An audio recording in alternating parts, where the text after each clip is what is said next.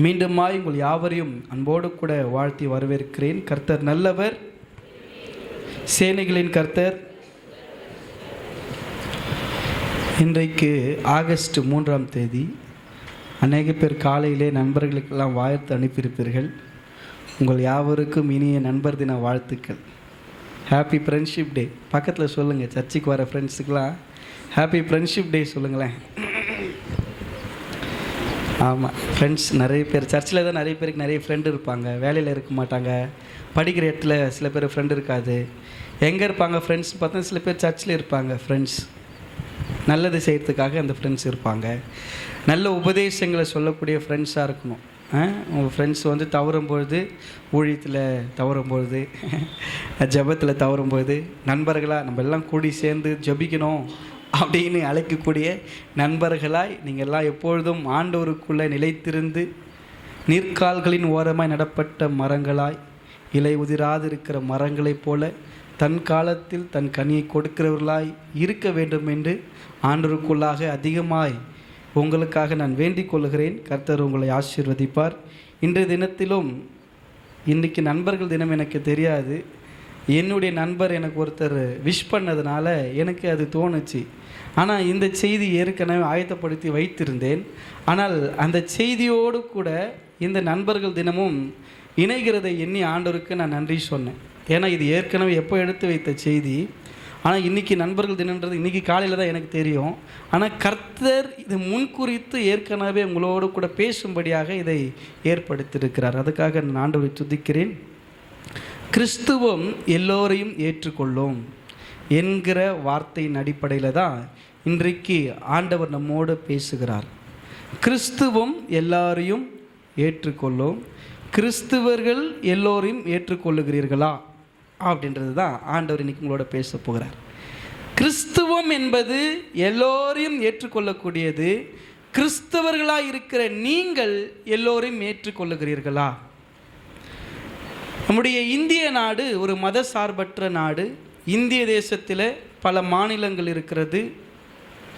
ஒவ்வொரு மாநிலத்துக்கும் ஒவ்வொரு விதமான தெய்வங்களை வைத்து வணங்கக்கூடிய, ஒவ்வொரு மொழிகளை பேசக்கூடிய, ஒவ்வொரு கலாச்சாரத்தை பின்பற்றக்கூடிய ஒரு மத சார்பற்ற நாடாக இந்திய தேசம் இருக்கிறது. அப்படி இருக்கும் பொழுது ஒவ்வொரு இடத்திலும் நடக்கிற பெரிய பிரச்சனைகளுக்கு காரணம் என்னன்னு பார்த்தீங்கன்னா, ஒன்று மத பிரச்சனை, இன்னொன்று மொழி பிரச்சனை, இன்னொன்று ஜாதி பிரச்சனை. இது 3 பிரச்சனை தான் இந்திய தேசத்தில் இருக்கிற பெரிய பிரச்சனை. இந்த பிரச்சனைக்கெல்லாம் தீர்வு வர முடியுமா, தீர்வு கிடைக்குமான்னு சொல்லி பார்த்தீங்கன்னா, கட்டாயம் தீர்வு கிடைக்கும். யார் மூலம் அது கிடைக்கணும்னு பார்த்தீங்கன்னா, கிறிஸ்தவர்களாகிய உங்கள் மூலமாகவும் என் மூலமாக தான் அது நடக்கணும். அல்லேலூயா. இந்த உலகத்தில் இருக்கிற மனிதர்கள் தங்களுக்கென்று ஒரு கடவுளையோ வழிபாடையோ வைத்துக்கொண்டு சில காரியங்களை அவர்கள் முன்னிறுத்தி அவர்கள் மனிதர்களை வேறுபடுத்தி காண்பிக்கலாம். ஆனால் கிறிஸ்துவும் நமக்கு போதிக்கிறது, உன்னை போல பிறனை நேசி என்று கர்த்தர் சொல்லிக் கொடுக்கிறார். நான் உன் மீது அன்பாயிருக்கிறதை போல நீயும் மற்றொருடத்தில் அன்பாயிரு என்று கர்த்தர் சொல்லிக் கொடுக்கிறார். அப்படிப்பட்ட ஒரு அன்புள்ள தெய்வத்தை நாம் வணங்கி கொண்டிருக்கிறோம். பிற நம்பிக்கை சார்ந்த பல மக்கள் நம்முடைய தேசத்தில் வாழ்ந்து கொண்டிருக்கிறார்கள். இயேசுவை அவர்களிடத்தில் கொண்டு போய் சேர்க்க வேண்டும் என்றால் நாமும் அவர்களோடு கூட பேசி பழகக்கூடியவர்களாக இருக்க வேண்டியது அவசியமாக இருக்குது. ஆனால் இன்று காலகட்டத்தில் நான் கிறிஸ்துவன் என்று ஆண்டவருக்குள்ளாய் வந்த பின்பு நமக்குள்ள சில ஒரு கெத்து வந்துடுது. நான் கிறிஸ்துவன் அப்படின்றது ஒரு வெறியாக மாறிடுது. ஆண்டவர் கிறிஸ்துவன்றது உன்னை வெறி பிடிக்கிறதுக்காக கிறிஸ்துவனை அழைக்கலை. நல்லா புரிஞ்சுக்குங்க. நான் கிறிஸ்துவன் ஆயிட்டதுனால பிற நம்பிக்கை சார்ந்த சகோதர சகோதரிகளை இழிவாய் பார்ப்பது மிகப்பெரிய தவறு என்பதை ஆண்டவர் நமக்கு போதிக்கிறார். நான் இயேசுவை ஏற்றுக்கொண்டவனாக இருக்கிறபடியால் இயேசுவை ஏற்றுக்கொள்ளாதவர்களை நான் வெறுப்புணர்வோடு பார்ப்பது தவறு. கிறிஸ்துவம் என்ன போதிக்கிறது? வேதம் என்ன போதிக்கிறது? பரிசுத்த ஆவியானவர் இயேசு கிறிஸ்து என்ன போதிக்கிறாரு? இந்த இடத்துல எந்த ஏற்றத்தாழ்வும் இல்லை, எந்த மதமும் இல்லை, எந்த ஜாதியும் இல்லை, எல்லாம் என்னுடைய ஜனங்கள் என்று கர்த்தர் சொல்லுகிறார். அல்லேலூயா. எல்லாம் என்னுடைய ஜனங்கள். நம்ம வாசிப்போம். மீகா 4ஆம் அதிகாரம் 5வது வசனத்தை நம்ம வாசிப்போம்.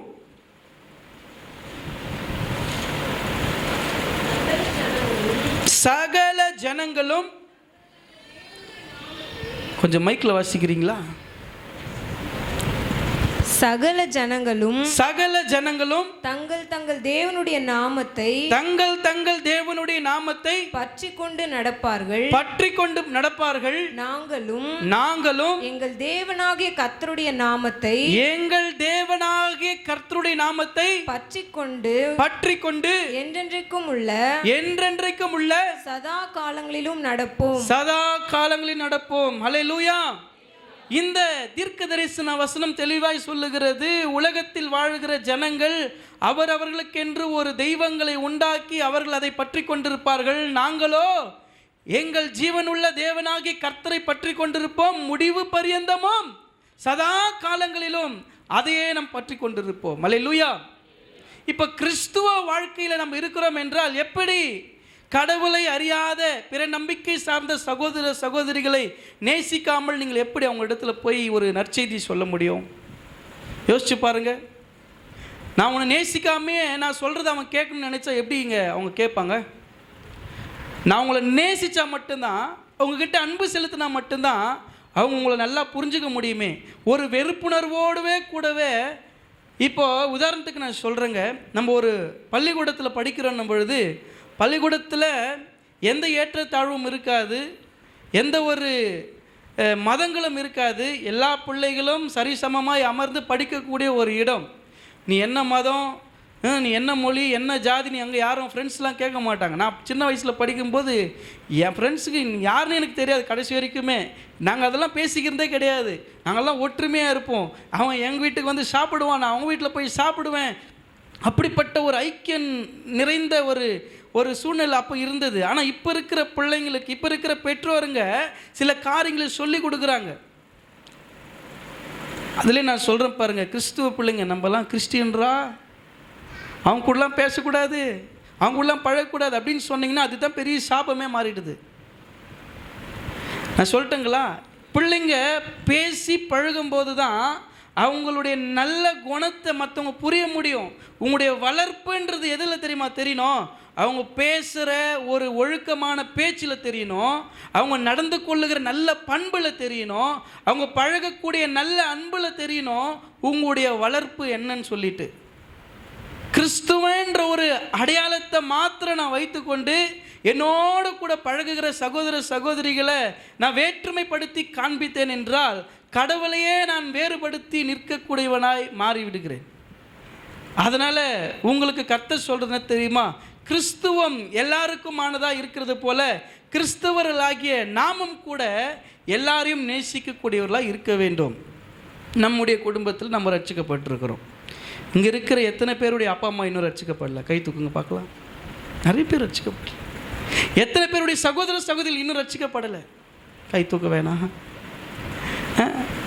எத்தனை பேர் உள்ள உட்காந்து இன்னும் ரட்சிக்கப்படாமல் இருக்கிறோம்? யோசிச்சு பாருங்க. ஏன் என் சகோதரனை ரட்சித்து சபைக்கு அழைத்து கொண்டு வர முடியல? ஏன் என்னுடைய பெற்றோரை ரட்சிப்புக்கு நேராக என்னால் நடத்த முடியலன்னா அவங்க மேலே நம்ம ஒரு வெறுப்புணர்வு காட்டுறோம். கிறிஸ்தவனாக மாறிட்டாவே அதுக்கு 2 கொம்பு முளைச்சிட்டுக்குதுன்ற அளவுக்கு நம்ம என்ன பண்ணுறோம்? நம்முடைய ஆட்டிடியூட் இருக்குது. ஏன் என் சகோதரனை ரட்சிப்புக்குள்ளே நடத்த முடியல? ஏன் நம்முடைய நல்ல குணத்தை அவங்களுக்கு காண்பிக்க முடியல? வெளியிலலாம் காமிக்கிறோம், வேலை செய்கிற இடத்துல காமிக்கிறோம், ஆனால் சொந்த குடும்பத்தில் என்ன பண்ண முடியல? நம்மளுடைய நல்ல குணத்தையும் நற்சாட்சியும் அவங்கக்கிட்ட காட்டுறத பெரிய விஷயமே, வெளியில் காட்டுறதை விட. இப்போ அவங்களெல்லாம் ரட்சிக்க நம்மளை சார்ந்தவங்களும் இன்னும் நிறைய பேர் ரட்சிக்கப்படாமல் இருக்கிறாங்க பாருங்கள். இதுதான் நான் சொல்ல வரேனே. இப்போ அவங்க ரட்சிக்கப்படலைன்றதுக்காக அவங்கக்கிட்ட பேசாமல் போயிட்டீங்களா? அவங்க ரட்சிக்கப்படலைன்றதுக்காக அவங்களுக்கு செய்ய வேண்டிய கடமைகளை செய்யாமல் இருக்கிறீங்களா? அவங்க இயேசுவை ஏற்றுக்கலைன்றதுக்காக அவங்க வீட்டுக்கு போகாமே இருக்கிறீங்களா? போகிறோம் தானுங்க. அவங்க இயேசு ஏற்றுக்கிறாங்களோ இல்லையோ, அவங்க யார்? என்னுடைய அப்பா அம்மா, என்னுடைய சகோதரன் சகோதரன் அப்படி நினைக்கிறேன் பாருங்கள். அதே கண்ணோட்டத்தில் தான் மற்ற நம்பிக்கை சார்ந்த சகோதர சகோதரி நம்ம பார்க்கணும். அல்லேலூயா. அந்த கரிசனையோடு இருந்தால் மட்டும்தான் இந்த உலகத்தை ஆண்டவருக்காக ஆதாயப்படுத்த முடியும். நம்ம கூட பழகிறவங்க எந்த நோக்கத்தில்னா இருக்கட்டுங்க, ஆனால் நீங்கள் கிறிஸ்துவின் அன்பை மாத்திரம் வெளிப்படுத்துங்க. மன்னிக்கிற குணம் உள்ளவர்களாகவும் பிறரை நேசிக்கக்கூடிய குணமுள்ளவர்களாகவும் மற்றவர்களை நேசிக்கிற அந்த ஒரு தனித்துவத்தோடு கூட நீங்கள் நிற்பீங்கன்னா உங்களை அடையாளம் கண்டு கொள்ளுவாங்க. இன்றைக்கி ஒரு மிஷினரி வாழ்க்கையின் வரலாறை பார்த்தோம். அன்னை தெரேசா அவர்களை குறித்து நாம் பார்த்தோம். அன்னை தெரேசா இந்திய தேசத்தில் வந்து அவர்களுடைய சமூக சேவையை துவங்கும் பொழுது கிறிஸ்தவர்கள் மக்களுக்கு மாத்திரம்தான் நான் சேவை செய்வேன் என்று நின்றிருந்தார்கள் என்றால், மதர் தெரேசாவை நிறைய மக்கள் தெரிஞ்சிருக்க முடியாது, நிறைய பேர் அவர்களை வணங்கியிருக்க முடியாது. ஆனால் மதர் தெரேசா அவர்கள், அன்னை தெரேசா அவர்கள் கிறிஸ்துவின் உள்ளம் படைத்தவராய், கிறிஸ்துவின் அன்பு கொண்டவராய், எல்லா மக்களையும் நேசித்து எல்லா மக்களையும் அரவணைத்து, நோய் பொதுவானது, மருந்தும் பொதுவானது, கிறிஸ்துவும் பொதுவானவர். அல்லேலூயா.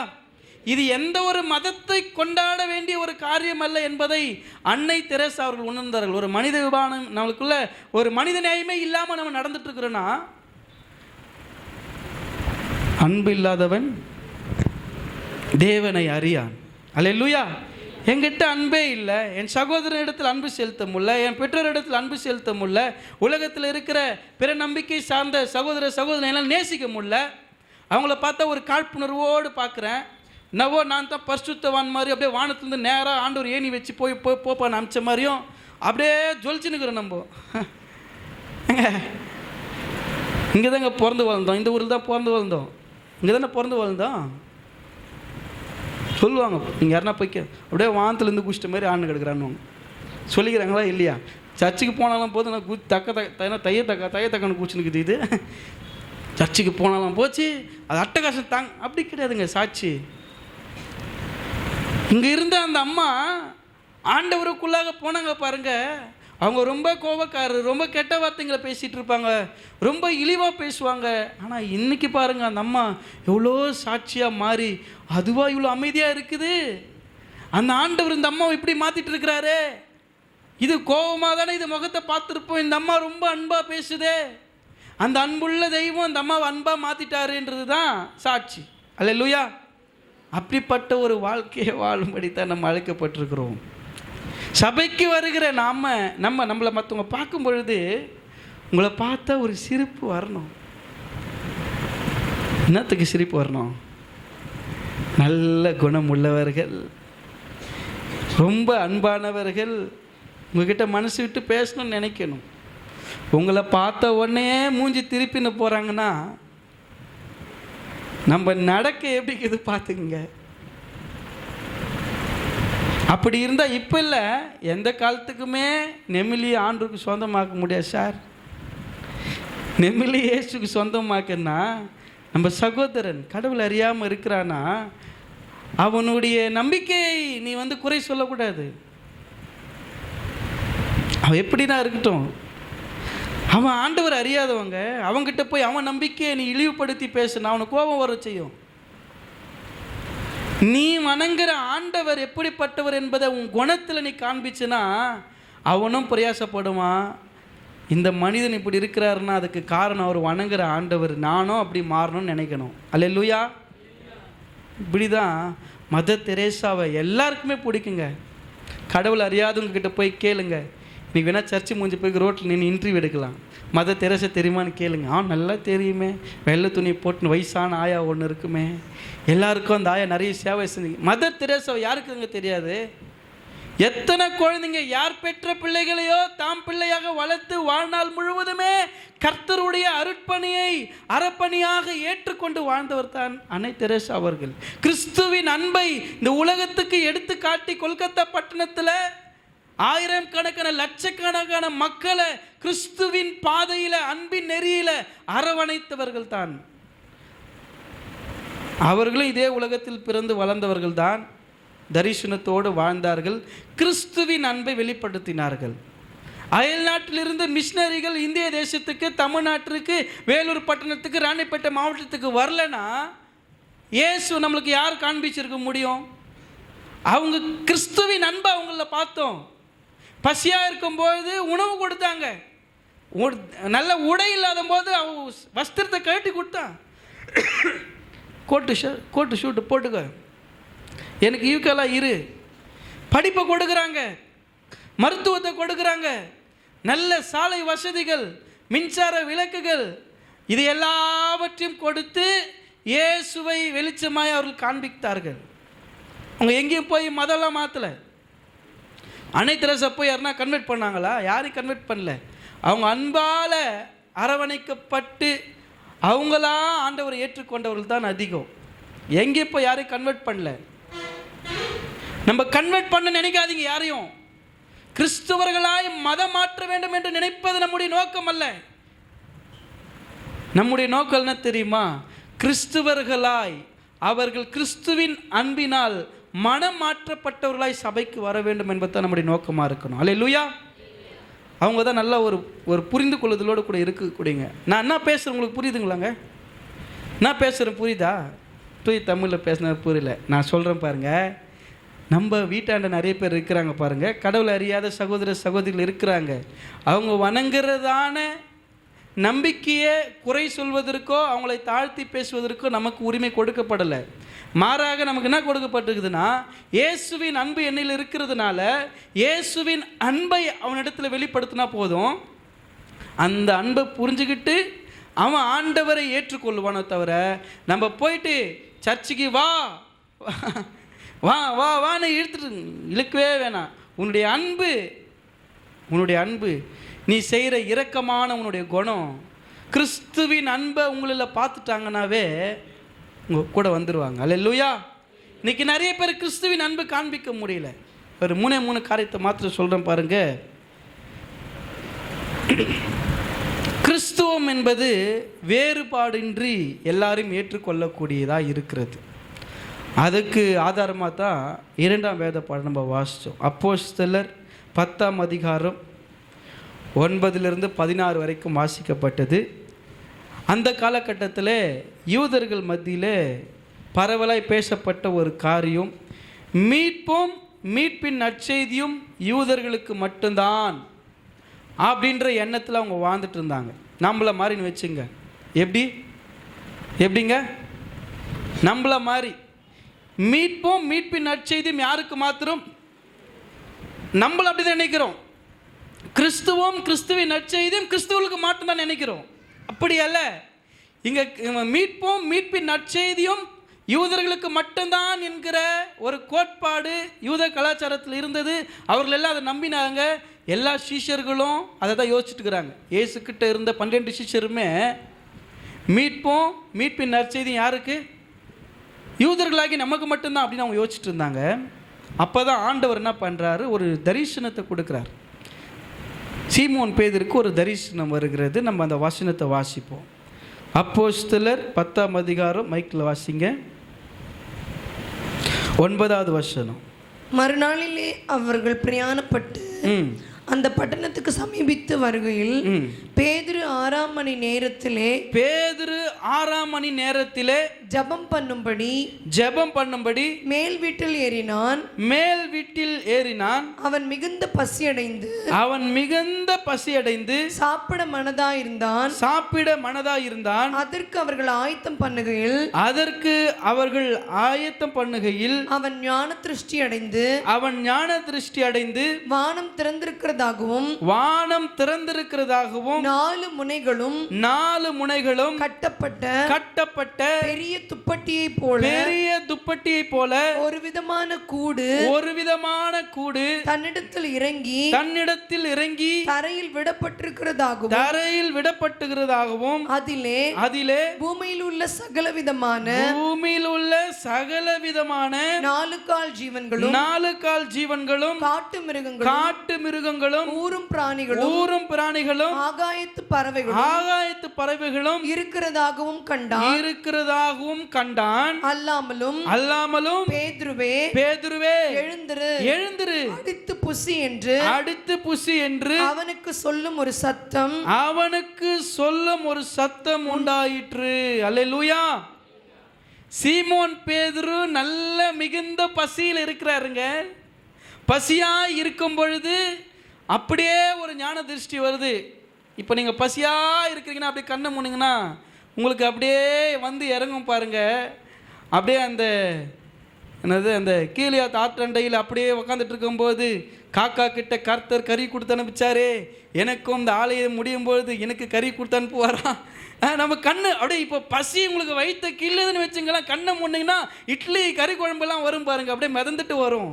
அதுபோல தான் இவர் ஏற்கனவே ரொம்ப மிகுந்த பசியாக இருக்கிறாரு. 6ஆம் மணி வேலைன்றது 2ஆம் ஜாமம், 2ஆம் ஜாமன்றது மத்தியான நேரம். இந்த நேரத்தில் என்ன பண்ணுறாரு, 6ஆம் மணி வேலை அப்படி பசியோடு கூட அந்த மேல் வீட்டில் போய் உக்காந்துட்டு அப்படியே ஞான திருஷ்டி உக்காந்துட்டே இருப்பாங்க. அப்படியே ஆண்டவர் தரிசனமாக வெளிப்படுத்துவார் சில பேருக்கெல்லாம். அப்படியே அதுக்கு அப்படி தரிசனமாக வரும். கொஞ்சம் நேரத்தில் அது அப்படியே கண்ணு முன்னாடி நடக்குங்க. உங்களுக்கு நடந்துருக்குது அந்த மாதிரி எதுனா ஒன்று? உங்களுக்கு நடந்துக்குதா இல்லையா? எங்கே பாஸ்டர் நடக்குது? கனவுல எனக்கு பிசாசும் பாம்பும் நாயும் தான் தொத்தின்னு வருது. இங்கே பாருங்கள், ஞான திருஷ்டி அடைகிறாரு. ஞான திருஷ்டி அடையும் பொழுது 4 முனைகளும் கட்டப்பட்ட ஒரு துப்பட்டி, அதில் சகல காட்டு மிருகங்களில் 4 கால் ஜீவன்களும் ஊரும் பிராணிகளும் ஆகாயத்து பறவைகளும் இருக்குது. இப்போ யூதர்கள் முறைமையின்படி, அந்த கலாச்சாரத்தின்படி இது ஒன்றுமே அவருக்கு புரியல. இப்போ கர்த்தர் என்ன சொல்கிறாருன்னு, துப்பட்டியில் எல்லாமே இருக்குது. 4 கால் என்ன சொல்லுங்க பார்க்கலாம்? ஆடு, மாடு, பன்னி, வேற என்னங்க இருக்குது? சாப்பிட்றது அதுதான். 4 கால் ஜீவன்கள் இருக்குது, பறக்கிறது இருக்குது, ஊறுறது இருக்குது. ஊறுறதுன்னா நம்மளுக்கு தெரிஞ்சது ஸ்னேக் தான் இல்லை, எல்லாமே இருக்குது. அதை அமுச்சு விட்டு ஆண்டவர் சொல்கிறாரு, எழுந்து அடிச்சு புசிடான்றாரு. ஏற்கனவே பசியில் இருக்கிற ஆண்டவரே, நீர் வேற என்ன சொல்றீரு? அடித்து புசி, இதை எப்படி நான் சாப்பிட முடியும்? அதை பார்த்தவொன்னு அருவேறு பையோ, இதெல்லாம் நான் சாப்பிட்றதா? நம்மளுக்கு கூட சில பேர் கறியா, நம்மளாம் ஒன்லி தயிர் சாதம், ஒன்லி சாம்பார் சாதம், ஒன்லி வெஜிடபிள் சாதம், நோ நான்வெஜ் பிரதர். முட்டை கூட எடுத்துக்க மாட்டேனேக்கோ, எனக்கு அதெல்லாம் ஆகாது, அவங்களுக்கு அதெல்லாம் ஆகாது. ஆனால் இங்கே ஆண்டவர் சொல்கிறார், எல்லாத்தையும் துப்பட்டியில் அனுப்பி வைக்கிறாரு. அப்படியே ஞான திருஷ்டியில் வருது பாருங்கள், வானத்திலேருந்து பறந்து வருது. அந்த துப்பட்டி திறந்து பார்த்தா எல்லா ஊரும் பிராணிகள், பறக்கிற பறவைகள், 4 கால் ஜீவன்லாம் இருக்குது. ஆண்டவர் சொல்கிறாரு, எழுந்து அடித்து புசி. ஒரு முறை சொன்னார், புரியலை. 2வது முறை சொல்கிறாரு, அப்பவும் புரியல. 3வது முறை சொல்கிறாரு. விஷயம் என்ன தெரியுங்களா? யூதர்களுக்கு மாத்திரம் மீட்பு அல்ல, சகல ஜனங்களுக்காகவும் தான் இயேசு கிறிஸ்து இந்த உலகத்துக்கு வந்தார். அல்லேலூயா. இயேசு கிறிஸ்து பிறப்பின் போது ஒரு நற்செய்தி உண்டானது. இதோ சகல ஜனத்துக்கும், ஏசப்பா யாரு?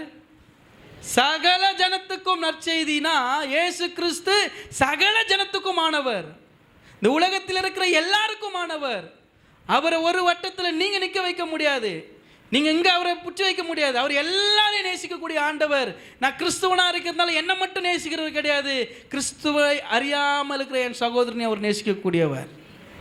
அவங்க எந்த நம்பிக்கையை சார்ந்துள்ளா இருக்கணும், அவளை உருவாக்கின ஆண்டவர், அவளை நேசித்து நாங்கள் ஆகணும். பழமொழி சொல்லுவாங்க, மரத்தை வச்சு ஆண்டவன் ஊற்றி தான் ஆகணும். எல்லாரையுமே உருவாக்குனது அவருன்னும் போது எல்லாரையுமே அவர் தான் நேசிக்கிறாரு. நம்ம தெரிந்து கொள்ளப்பட்டிருக்கிறோம், அவங்க தெரிந்து கொள்ளாமல் படாமல் இருக்கிறாங்க, அவ்வளோதான். இந்த பேதுருக்கும் அப்படிப்பட்ட ஒரு நினைப்பு இருந்துச்சு மனசுக்குள்ளே. இவர்கள்லாம் அவாளு, நம்மலாம் இவாளு அப்படின்ற எண்ணம் யாருக்கு இருந்துச்சு? பேதுரு. நான் ஊழியம் பண்ணால் யூதர்களுக்காக தான் நிற்கணும், அவங்களுக்காக தான் பேசணும் அப்படின்ற ஒரு எண்ணம் இருந்ததுனால ஆண்டவர் மரித்து உயிர் தெழுந்து பரத்துக்கு போன பிறகு ஞான திருஷ்டினால் அவரோட பேசுகிறார். அப்பொழுது ஆண்டவர் அதில் இருக்குது. நீங்கள் நம்மளுக்கு இவர் எல்லாம் சொல்லும்போது சந்தோஷமாக சொன்னாங்க, ஆடு மாடு நாங்கள் பண்ணினோன்னு சில பேர் மூஞ்சி பார்த்தேன், அப்படியே நம்பியார் மூஞ்சி மாதிரி மாறிடுச்சு, இப்படி மாறுறாங்க. பண்ணி நிறைய பேர் பனிக்கறி தூண்டுது எனக்கு தெரியும், தனியாக ஃபைல்ஸுக்கு நல்ல மருந்தாங்க சாப்பிட்டுக்கிறாங்க சில பேர். நான் என்ன சொல்கிறேன்னா, இப்போ இதே மாதிரி தான் அவர் சொல்கிறார், ஐயோ ஆண்டவரே அது தீட்டுள்ளது, அது பாவம், அது யாராவது சாப்பிடுவாங்களா? ஒரே வார்த்தை சிம்பிளாக சொல்கிற ஆண்டவர், பேதுரு அது வாயில் போட்டு வயிற்றில் போய் காலில் போயிடுது, ஆமாம் தானே? வாயில் போட்டேன் ஜீரணம் ஆயிடுதுப்பா, மறுநாள் காலையில் அது அவுட்டு. அது ஒன்றுமே கிடையாது, அது உன்னை தீட்டுப்படுத்தலை. ஆனால் உன் வாயிலேருந்து சில வார்த்தைங்க வந்து நீ வேறு ஆள்றான்றப்பார், அதுதான்டா இருக்குதுல பெரிய பாவம்னு சொல்லி கொடுக்குற நம்ம ஆண்டவர். அல்லேலூயா. எவ்வளோ அற்புதமான தெய்வம் பார். சாப்பிட்றதுல என்ன தீட்டு பார்க்குற நீ? சாப்பிட்றது தீட்டுன்னு சொல்கிற நீ, உன் வாயிலிருந்து வருகிற வார்த்தையினால மனிதர்களை தீட்டுப்படுத்தி கொண்டிருக்கிறாயே. அவருடைய முகமாய் அவருடைய சாயலாக உருவாக்கப்பட்ட மனிதனை நீ வேறு பிரித்து காண்பிக்கிறா பாருங்க. நீங்கள் பேசுகிற வார்த்தையினால தான் அவங்க மனமடி அடைவாங்களே. ஐயோ நாங்கள் கிறிஸ்டின் எத்தனை போகாத அப்படிக்கா. நல்ல அன்புமா உனக்கு, நல்ல அன்பு. நீ பிரியாணிக்கு எத்தனை போனேன்னா ஈஸ்டருக்கோ இல்லை கிறிஸ்மஸ்க்கோ அப்படி எத்தனை போகாத, இங்கே ஒன்று எத்தனை வராத நீ சொல்லுவாங்களா? சொல்ல மாட்டாங்களா? யார் தோணும்? அப்புறம் நம்மளே ஆக்கி நம்மளே தான் சாப்பிட்ணும், யாரும் கொடுக்க மாட்டாங்க. அவங்க சொல்கிறாங்க 10 முறை இது படைக்கலாம் இல்லைங்க, நாங்கள் எங்கே படைக்க போகிறோம், அது தனியாக பச்சது இருக்குதுங்க, இது வந்து உங்களுக்காகவே நாங்கள் என்ன பண்ணிக்கிறோம், பேசலாம் முறுக்கு அதெல்லாம் சுட்டுக்கிறேன் பாஸ்டர்னு ஒரு அம்மா கொடுக்குது அன்பா. நான் பாஸ்டரு எடுத்துன்னு ஓட அப்படிக்கா சொல்ல முடியுமா? எனக்கு ஒரே சந்தோஷம். எங்கள் அம்மா கூட எனக்கு குத்துது இல்லைங்க, எங்கள் அத்தை கூட எனக்கு கொடுக்கலைங்க. என் மேலே எவ்வளோ அன்பாக வச்சு இந்த முறுக்கு அதர்சம் எடுத்து வந்து கொடுக்குறீங்களே. நீங்கள் என்னென்னா நினச்சிக்கோ ஐயா, நான் வந்து இது கடையில் ஆர்டர் பண்ணி தான் எடுத்துன்னு வந்து உனக்கு கொடுக்குறேன், நான் படித்ததெல்லாம் நினைக்காது. நான் ஏன் அப்படி நினைக்க போகிறேன்? நீ பச்சையே இருந்தால் கூட எனக்கு பிரச்சனை கிடையாது. இயேசுவின் நாமத்தில் சகல விஷங்களை முறிக்கத்தக்கதை நான் வல்லமை அதிகாரத்தை கடவுள் கொடுத்துருக்கிறாரு, எனக்கு அதை பற்றி பிரச்சனை இல்லை.